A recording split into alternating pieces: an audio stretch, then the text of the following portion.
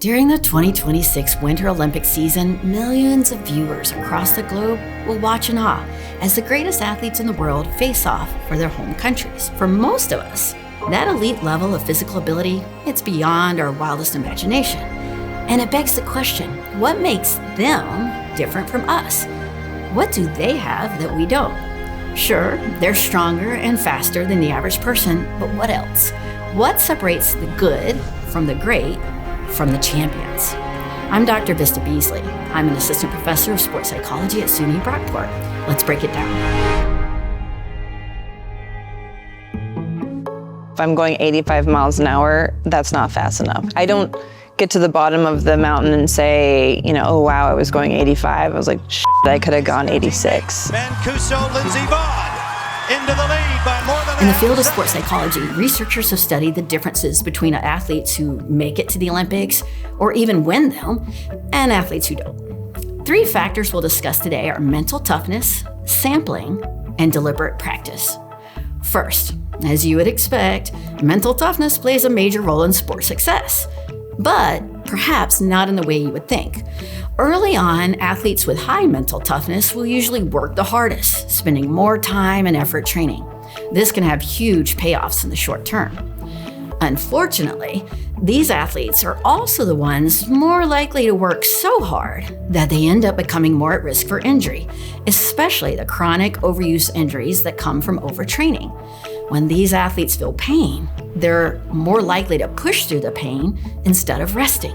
When they do that, minor injuries can become major injuries. In the long term, the careers of those with high mental toughness may be constantly hampered by injuries, limiting their success. Take, for example, Japanese figure skater Rika Kihira, who became the national champion at just 17 years old.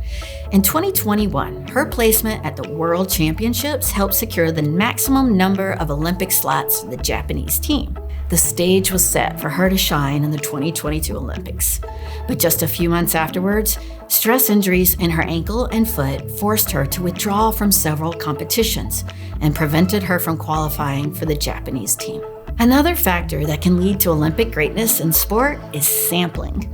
Many people think that athletes must start training in their sport from an extremely early age to become the best, but the evidence actually suggests that's not always the case. Athletes who grow up trying a mix of different sports, what we call sampling, can develop more well-rounded athleticism. Sampling helps athletes strengthen a wider variety of muscles, avoid burnout, and have fewer injuries early on. A great example of this is Austrian snowboarder Anna Gasser. She didn't start snowboarding until the age of 18, extremely late by most standards. Growing up, Gasser was primarily a gymnast, so she was able to develop strong aerial skills. Those skills transferred into snowboarding, and she won gold in the women's big air events at both the 2018 and 2022 Olympics, despite her late start in the sport. Finally, we consider the effects of deliberate practice. This factor is intuitive, but also cognitively difficult. Let's say you have 2 figure skaters. During practice, their coach gives them 15 minutes of free time. They can choose to practice whatever they want. So one skater spends the time practicing movements that she's already skilled at. That's a very human thing to do. It feels good to do things that we're good at. The other skater, she chooses differently. She works on movements that are particularly hard for her, techniques that she hasn't been able to do correctly most of the time.